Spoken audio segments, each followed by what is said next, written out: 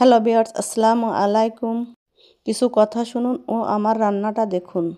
দূরত্ব দিয়েই ভালোবাসার গভীরতা মাপতে হয়। কাছে থাকলে তো অপরিচিত মানুষটাকে করে নিতে হয় আপন। কিছু অনুভূতি কখনো কাউকে বোঝানো যায় না, যদি না মানুষটা নিজে থেকে বুঝতে না চায়।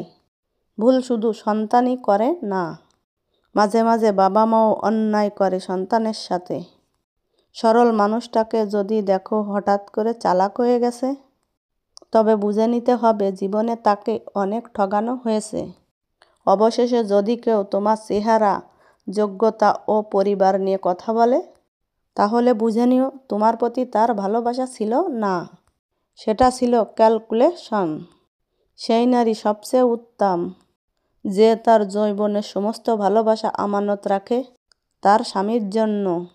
রাগী মেয়েদের রাগটা সামলাতে পারলে পাহাড় সমান ভালোবাসা পাওয়া যায়। একজনে আসক্ত হয়ে ঠকে যাওয়ার মাঝে শান্তি আছে। অন্তত দিন শেষে বুকে হাত রেখে বলতে পারবে, আমি বেঈমান ছিলাম না। অভিমান ভেঙে কথা বলে নিও, কারণ মানুষ বেশি দিন বাঁচে না। একজন প্রকৃত বন্ধু হলো জীবনের সবচেয়ে বড় পাওয়া, মূল্যবান উপহার।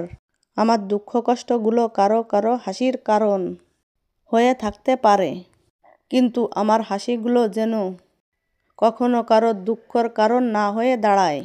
রান্নাটা ও কথাগুলো যদি আপনাদের ভালো লাগে তাহলে লাইক, কমেন্ট, শেয়ার করতে ভুলবেন না। আল্লাহ হাফেজ।